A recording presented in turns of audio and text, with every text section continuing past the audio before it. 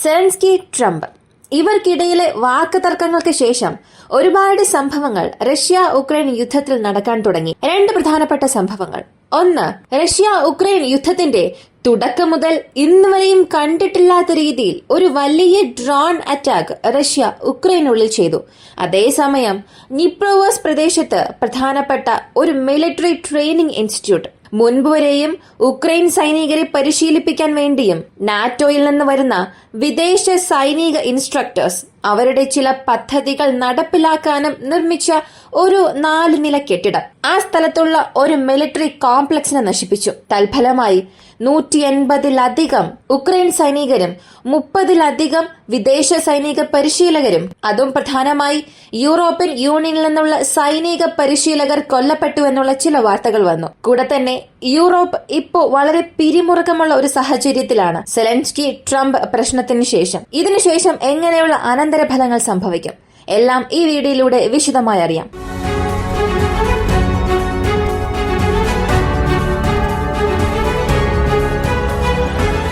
നിപ്രോവോസ്കിലുള്ള നിമോസ്കോസ്കി military training academy and institute, ഇത് Russia Ukraine യുദ്ധത്തിന് മുൻപ് പൂർണ്ണമായും ഉക്രൈന്റെ ഒരു സൈനിക പരിശീലന സ്കൂളായും സൈനിക ഇൻസ്ട്രക്ടേഴ്സിന് ആവശ്യമായ പരിശീലനം നൽകുന്ന ഒരു സ്ഥാപനമായിരുന്നു. ഈ റഷ്യ ഉക്രൈൻ യുദ്ധം ആരംഭിച്ചതിനു ശേഷം പ്രധാനമായും ഈ നിപ്രോവോസ് പ്രദേശത്തെ ഡിഫൻഡ് ചെയ്യുന്നതിനും ഡോൺബോസ് പ്രദേശത്ത് നടക്കുന്ന മുഴുവൻ സൈനിക നടപടികളെയും ഈ പ്രദേശത്തുള്ള കമാൻഡ് യൂണിറ്റിൽ നിന്നാണ് ഉക്രൈൻ കൺട്രോൾ ചെയ്തുകൊണ്ടിരിക്കുന്നത്. ഇത്രത്തോളം പ്രധാനപ്പെട്ട ഈ ഒരു പ്രദേശത്ത് നാറ്റോയിലുള്ള സൈനിക ഉപദേഷ്ടാക്കളുടെ പ്രവർത്തനവും അധികമാണ്.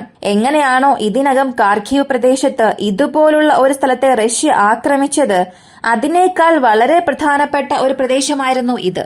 എന്നാൽ ഇത്രയും ദിവസം ഉക്രൈൻ ഇത് പുറമെ ഒന്നും കാണിച്ചിട്ടില്ല, കാണിക്കാനുള്ള സാഹചര്യവും ഉണ്ടായിട്ടില്ല. ഇപ്പോ ഈ സംഭവം നടന്നിരിക്കുന്നത് ഈ മിലിറ്ററി ട്രെയിനിംഗ് ഇൻസ്റ്റിറ്റ്യൂട്ട്, ഇത് ഇത്രയും ദിവസം ഒരു സിവിലിയൻ ഷീൽഡിലായിരുന്നു. അതായത് പൊതുജനങ്ങൾക്ക് ആവശ്യമായ അടിയന്തര സഹായങ്ങൾ ലഭിക്കുന്ന ഒരു സ്ഥലം.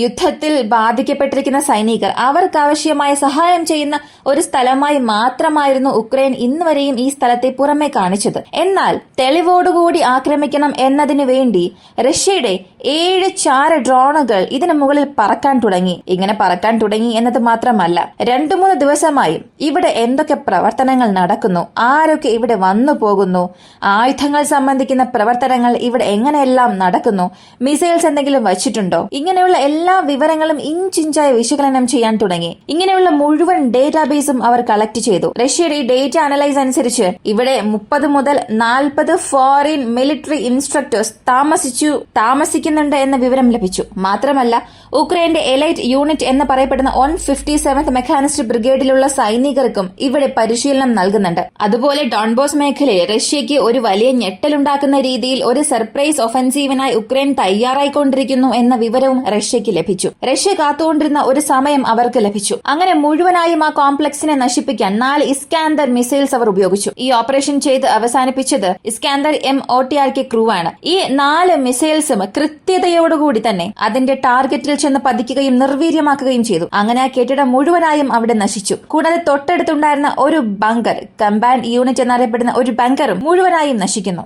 ഇതിനുശേഷം ഓൺ ദ സ്പോട്ടിൽ തന്നെ 70-ലധികം പേർ മരിച്ചിട്ടുള്ളതായി വിവരം വന്നു. മൊത്തത്തിൽ ഈയൊരു മരണനിരക്ക് എന്നത് 130 ഉക്രൈൻ സൈനികർ, 157th മെക്കാനിസ്റ്റ് ബ്രിഗേഡിലെ സൈനികരും അവർക്ക് സഹായമായവരും, കൂടെ തന്നെ ഈ ഫോറിൻ മിലിറ്ററി ഇൻസ്ട്രക്ടേഴ്സ് ഒരു 30 പേരെങ്കിലും കൊല്ലപ്പെട്ടിട്ടുണ്ടാകാം എന്നുള്ള വിവരം വന്നു. സത്യത്തിൽ ഈ ഒരു ആക്രമണം വളരെ തീവ്രതയേറിയതായിരുന്നു, അതിൽ യാതൊരു മാറ്റവും വേണ്ട. എന്നാൽ ഇത് സംഭവിച്ചിരിക്കുന്ന ആ ഒരു സമയം അമേരിക്ക യൂറോപ്യൻ യൂണിയന് എതിരെയും ഉക്രൈന് എതിരെയും തിരിഞ്ഞിരിക്കുന്ന ഈ ഒരു സമയത്ത് ഇങ്ങനെ ഒരു കാര്യം സംഭവിച്ചിരിക്കുന്നത് റഷ്യയുടെ ഇൻഫ്ലുവൻസിനെ വീണ്ടും അധികമാക്കാൻ തുടങ്ങിയിട്ടുണ്ട്. അതേസമയം തന്നെ ഈ ട്രംപ് ക്ലാഷിന് ശേഷം ഉക്രൈനുള്ളിൽ സെലൻസ്കിയുടെ പ്രൊഫൈൽ റേറ്റിംഗും അധികമായിട്ടുണ്ട്. ഈ ഒരു സിമ്പതി കാരണമായി കാണിച്ച് ചിലർ വോട്ട് വാങ്ങുമല്ലോ. അതുപോലെ തന്നെ നോക്കുക, നമ്മുടെ പ്രസിഡന്റിനെ വിളിച്ചു വരുത്തി അമേരിക്ക അപമാനിച്ചുവെന്ന് ഉക്രൈനിൽ നിന്നും ചില പ്രചരണങ്ങൾ പുറത്തു വരുന്നുണ്ട്. അതേസമയം ഉക്രൈന്റെ പ്രതിപക്ഷ നേതാക്കൾ ചില കാര്യങ്ങൾ ഇപ്പോൾ സംസാരിക്കാൻ തുടങ്ങിയിട്ടുണ്ട്. തീർച്ചയായും സെലൻസ്കി ഒരു ന്യൂക്ലിയർ വാർ ഇവിടെ കൊണ്ടുവരാതെ ഒന്നും അവസാനിപ്പിക്കില്ല. കാരണം അദ്ദേഹത്തിന്റെ പ്രവർത്തനങ്ങൾ, ചെയ്തികൾ എല്ലാം തന്നെ ഇവിടെ റഷ്യയെ ജയിക്കണം എന്നുള്ളത് മാത്രമാണ്. ഈ ഒരു അവസ്ഥ തുടരുകയാണെങ്കിൽ ഉക്രൈൻ തന്നെ ഒരു ഫോൾസ് ഫ്ലാഗ് ഓപ്പറേഷൻ ചെയ്യും. ഉക്രൈൻ ഏതെങ്കിലും രീതിയിൽ റഷ്യയ്ക്ക് എതിരെ ഉക്രൈനെ തിരിപ്പിക്കാൻ വേണ്ടി നമ്മുടെ ന്യൂക്ലിയർ റിയാക്ടേഴ്സിനെ നമ്മൾ തന്നെ നശിപ്പിച്ചിട്ട് അത് റഷ്യയാണ് ചെയ്തതെന്ന് പറയാനും സാധ്യതയുണ്ട്. അപ്പോൾ എല്ലാ രാജ്യങ്ങളും ചേർന്ന് യുദ്ധം എത്രയും പെട്ടെന്ന് അവസാനിപ്പിച്ചേ മതിയാകൂ. ഒരാളുടെ അഹങ്കാരം ഒരു വലിയ നാശം അല്ലെങ്കിൽ വിതയ്ക്കും. എന്തായാലും സെലൻസ്കി പരാജയം സമ്മതിക്കില്ല. നേരിട്ട് വൈറ്റ് ഹൌസ് വരെ പോയി അത്രയേറെ സംസാരിച്ച ഒരു വ്യക്തിയാണ്. ഇതുവരെയും ആരും അങ്ങനെ സംസാരിച്ചിട്ടേയില്ല. കഴിഞ്ഞ നേതാക്കന്മാരെല്ലാം ഒന്നുകിൽ അമേരിക്ക പറഞ്ഞത് കേട്ട് ശരിയെന്ന് തലയാട്ടും, അല്ലെങ്കിൽ പുറത്തു വന്ന് അവരുടെ ദേഷ്യം പ്രകടിപ്പിക്കും. പക്ഷേ ഇക്കാര്യത്തിൽ സെലൻസ്കിയെ പോലെ ആരും തന്നെ ചെയ്യില്ല. അത്രത്തോളം വൈറ്റ് ഹൌസിൽ എല്ലാവരുടെ മുൻപിൽ തന്നെ സംസാരിച്ചു. അതുകൊണ്ടാണ് ഇപ്പൊ ഇത്ര വലിയ ക്ലാഷ് തന്നെ ഉണ്ടായത്. അപ്പോൾ ഇങ്ങനെ ഒരു അഹങ്കാരമുള്ള ഒരു വ്യക്തി റഷ്യയെ ജയിക്കാൻ വേണ്ടി അടുത്ത ഘട്ടമായി എന്ത് ചെയ്താലും അതിൽ ആശ്ചര്യപ്പെടാൻ ഒന്നും തന്നെയില്ല. ഇങ്ങനെയാണ് പ്രതിപക്ഷ നേതാക്കൾ പറഞ്ഞത്. അപ്പോ കാര്യങ്ങളെല്ലാം വീണ്ടും ചൂടുപിടിക്കുകയാണ്. കൂടാതെ യൂറോപ്യൻ യൂണിയൻ വീണ്ടും ചില പ്രഷർ കൊടുക്കാൻ തുടങ്ങിയിട്ടുണ്ട്. സെലൻസ്കി അമേരിക്കയോട് ചെന്ന് സംസാരിക്കുക, അവയില്ലാതെ നമുക്കൊന്നും ചെയ്യാൻ സാധിക്കില്ല. ഇങ്ങനെ പല ട്വിസ്റ്റ് ആൻഡ് ടേൺസ് നടക്കാൻ തുടങ്ങിയിട്ടുണ്ട്. അടുത്തെന്ത് സംഭവിക്കാൻ പോകുന്നു എന്നുള്ളത് അടുത്ത വീഡിയോയിലൂടെ നമുക്കറിയാം. ഈ ഒരു വീഡിയോ കുറിച്ചുള്ള നിങ്ങളുടെ അഭിപ്രായം കമന്റിൽ പറയുക. ഇങ്ങനെയുള്ള വീഡിയോസ് കാണാൻ താല്പര്യമുള്ളവരാണ് നിങ്ങളെങ്കിൽ ഇപ്പോൾ തന്നെ നമ്മുടെ ചാനൽ സബ്സ്ക്രൈബ് ചെയ്യുക. മറ്റൊരു വീഡിയോയുമായി വീണ്ടും കാണാം.